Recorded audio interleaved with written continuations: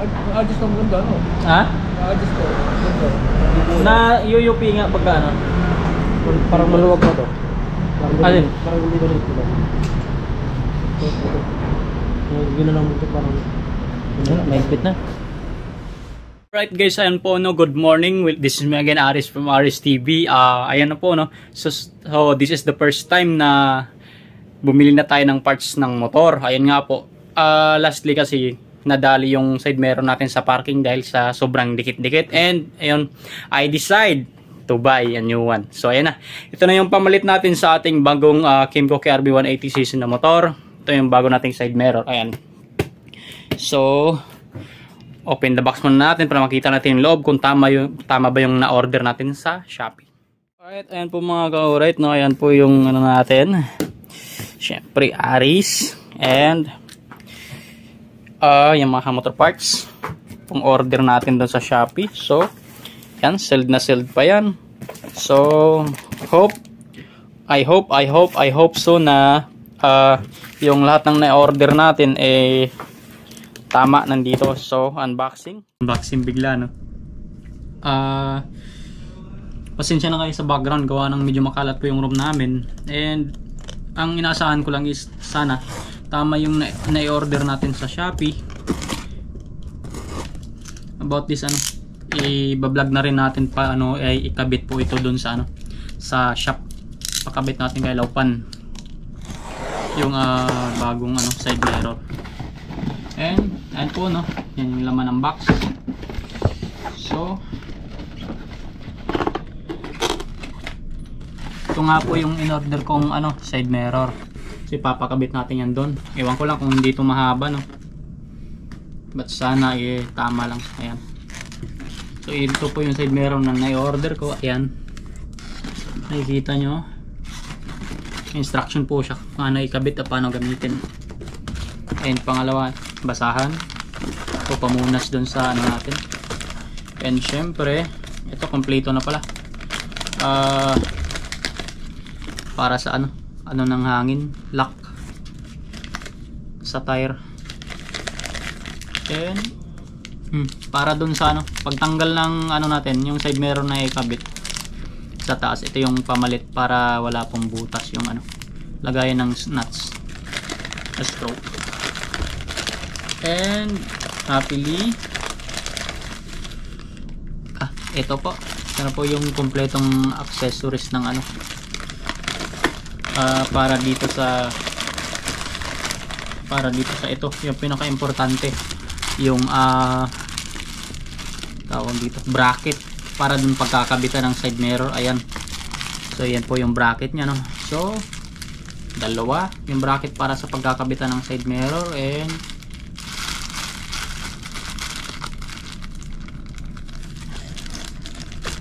may resibo pa. Ayan po yung resibo nya yan sa KRB. Ayan na parts. So yun na sa pinaka exciting part na ano natin yung side mirror tawag dito unboxing bigla biglang unboxing ganun. Mumurahin lang po itong side mirror na to. Hindi naman ganun kamahal, 1,000 lang to. So ang ano ko lang naman ito, at least kung sakasakali. Ito na yung laman. Ayan po yung laman nya. All box. And malaki talagang ano. Siyempre nakasealed pa ng plastic siya with the styrofoam.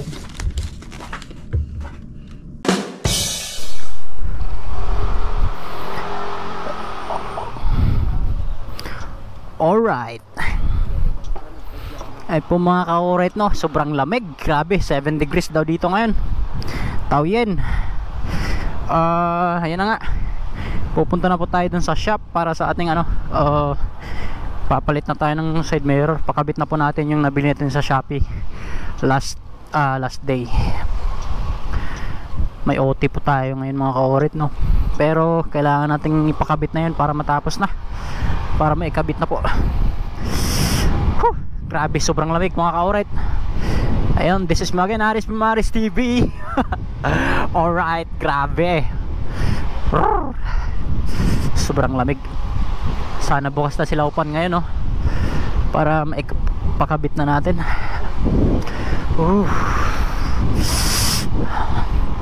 Relax lang tayo mga kauret.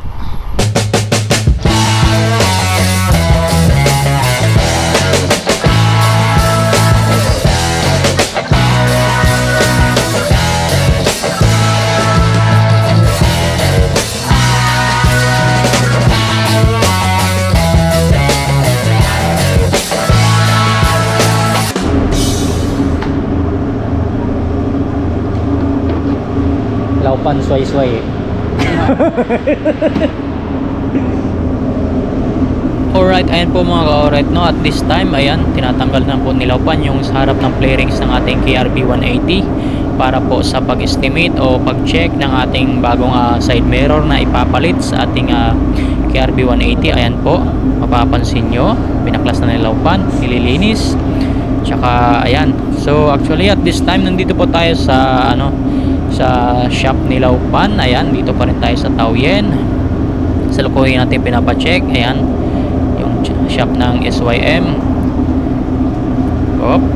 Sa lukuhin natin pinapacheck yung nabili nating bagong side mirror na pamalit dito sa ating KRB 180. Ayan po, at this time, ayan, binubutasan na po ni Laupan yung ating harap na play rings ng motor para sa paglagyan o pagkabitan ng ating bagong side mirror.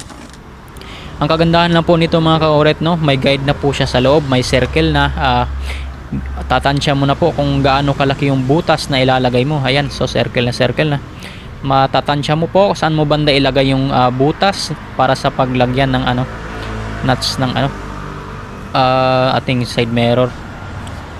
Alright, tapos na siyang magbutas. At this time, nilalagay na po niya yung rubber at saka yung plastic na pang lagay sa gap ng butas na para sa paglagyan ng ating nuts para sa side mirror. Ayan, so siniset po niya ulit kung maayos ba yung pagkalagay, check niya, and ayun, kinabit na niya ulit yung play rings na tinanggal niya sa harap. Yan po mga ka-alright, no, napakadali po. Ang kagandahan po nito mga ka-alright, sa likod niya, sa likod ng play rings ng harap ng KRB, meron na po siyang guide para sa pagbubutasan mo, kaya hindi ka po, ayan po, sakto po sa paglagyan ng screw sa loob. Opo, yung bakal sa loob na paglagyan ng pagkabitan mismo ng side mirror. Ang kagandahan po nito, no, yung play rings po ng KRB, sa likod ng play rings na yan, meron na pong circle guide po para po sa pagbubutas na saktong-sakto na paglagay ng ating bagong side mirror. Yan po. So yung itsura ng ating KRB at this time, hindi pa naikabit. Ito po yung bracket nya and pati yung side mirror. So sa lukuyan pang sinisit ni Laupan yung mga bolts para sa paglagyan ng bracket muna, pagkabitan ng bracket. Alright, yan po, uy, hindi masyadong nakikita si Paring Doms TV. Yun, nilalagay na yung Allen wrench para sa lock ng ating paglagyan ng ating bracket para maikabit yung side mirror sa bracket. Alright, busy si Laupan. Ito pong Laupan natin, napakabait po nito, no. Ang bait-bait po ng taong to sa mga Pilipino. Syempre, lagi niya sinasabi, mga Pilipino daw is mababait, kaya mabait rin siya. Tsaka itong Laupan namin na ito, lagi namin pinupuntahan, gawa ng napakamura po maningil. Sa iba abot ng 1,500. Ito yung single niya, pagpakabit ko nito halos lang 100, 150, 200, 200 lang yung single niya sa akin. Ayan, naikabit na yung unang bracket. Ayan, saktong-sakto po dun sa butas, no, with yung butas po na yan, meron pong rubber, ayan, kung mapapansin mo, para sa paghugas, para sa tubig, kung maulan o hindi papasok sa loob. Meron po siyang plastic, tsaka yung rubber sa gilid, yung dinaanan sa butas ng Alright, ayan, so po yan pong hinihigpitan ni Laupan yung ating bracket para sa pagkabitan ng ating side mirror. Alright, sa mga nanonood pa po at this time, no, maraming salamat po ulit. This is me again, Aris from Aris TV. Nang dahil po sa inyo mga ka-uret, no, ay makapag-upload po ulit tayo ng ating maraming maka-upload pa tayo ng mas marami pang videos.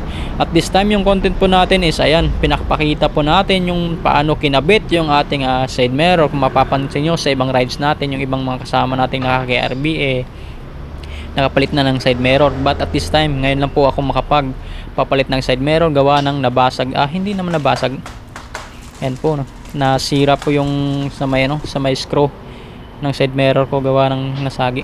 Yan, mapapansin mo ang ganda na pagkakabit ng bracket. So at this time ayan, tinanggal na yung side mirror na pinakita natin kanina. So pati yung mga nuts saka bolts, check nya kung tama o kompleto ba, wala bang sumobra.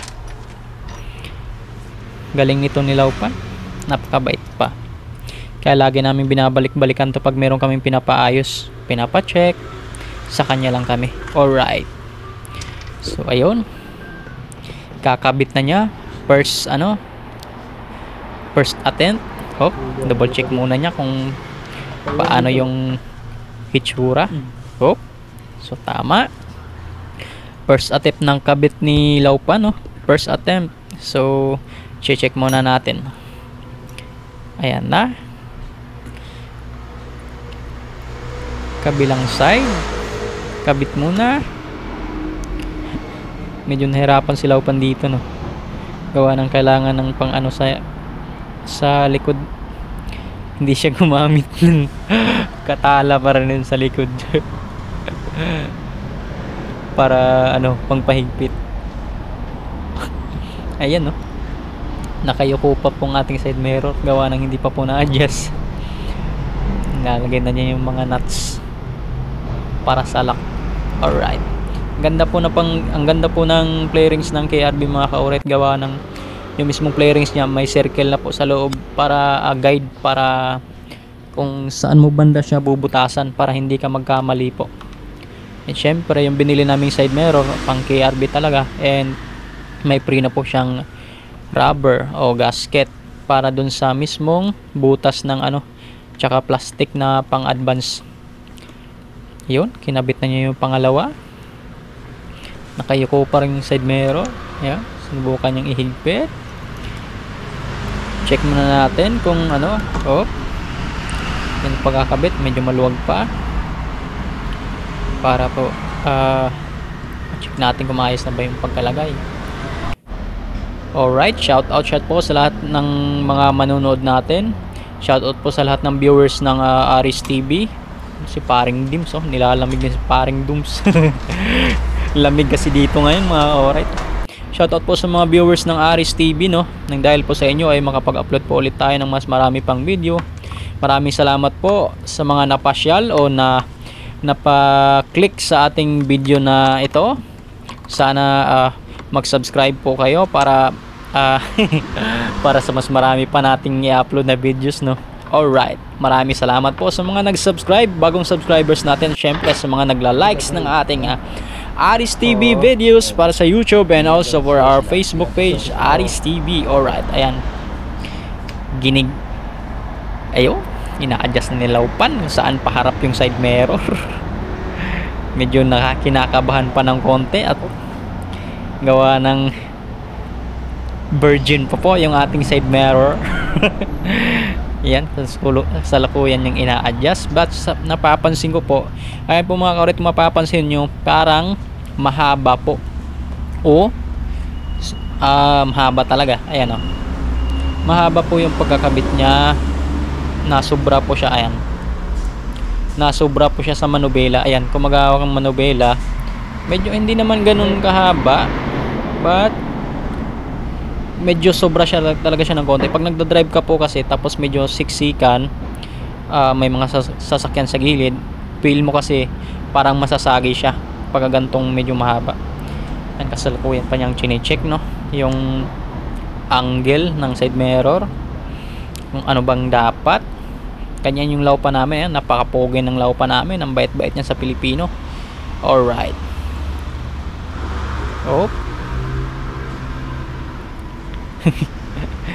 double check and double check ba. Ayan, dito pa rin tayo sa shop ni Laupan.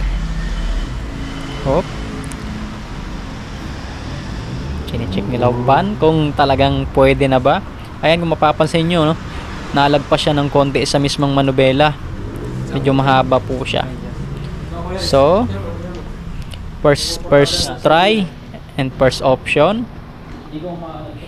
Kung nga, subukan kong i-check kung komportable ba akong mag-drive o ano ba para sa akin. Oh, Okay ba? baka Aris yan. Paring Dooms. Shoutout kay Paring Dooms, no. Talagang naging videographer ko for a while. Oh. Kailangan mo po talagang i-check muna yung pinapaayos mo bago ka umalis sa shop para walang balikan. Ayan. Napapansin ko po na medyo check ko muna kung maayos ba yung paglalagay. Tama ba? Isa lang napapansin ko po dito mga ka-alright, medyo sobra o medyo mahaba pa yung side mirror sa manubela. Okay lang naman, actually okay lang naman. Marami din naman ako nakikita na ganito, pero para sa akin medyo mahaba siya. Feel ko kasi pag gantong medyo mahaba yung side mirror sa manubela, pag medyo traffic tapos sikit-sikit yung mga sasakyan, feel ko sasagi po siya. Kaya hindi po ako komportable. So at this time, yan. So, sagaba lang to, kaya check natin kung pwede bang ipa-adjust. Tanggalin mo na yan? Para makina. Baby, yo.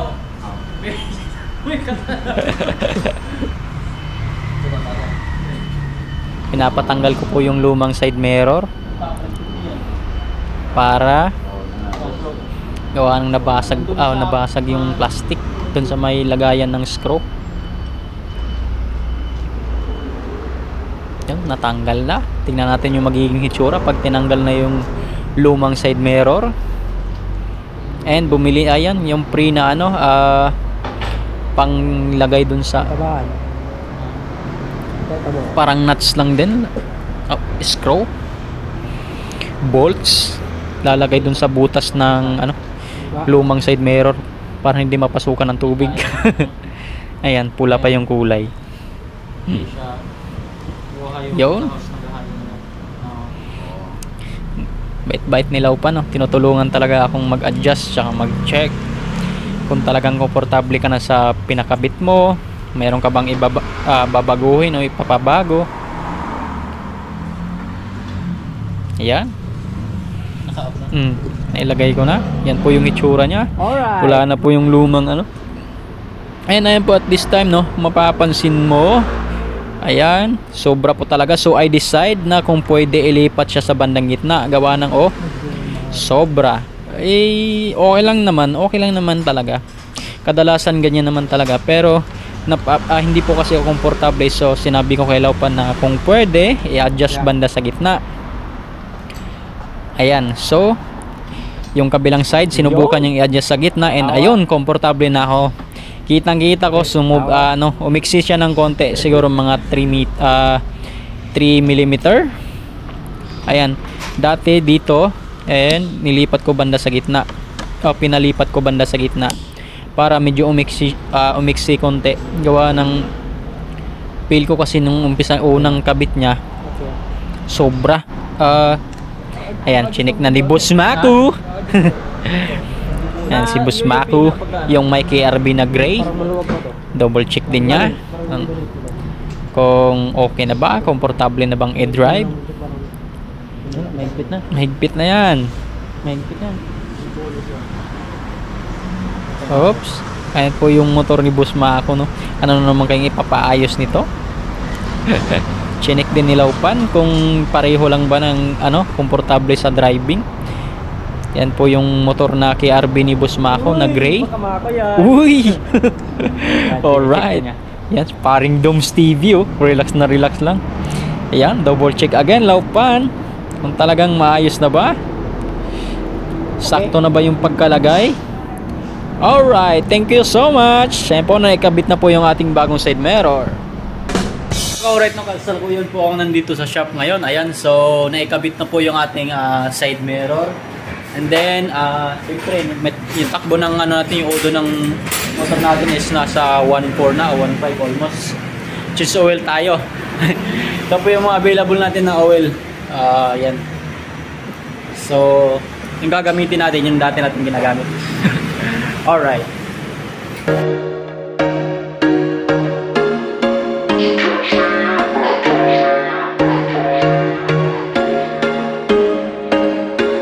There was once a day that I would pray for you. I'd go and misbehave just so you'd notice too. Sneaking looks up and down from across the room.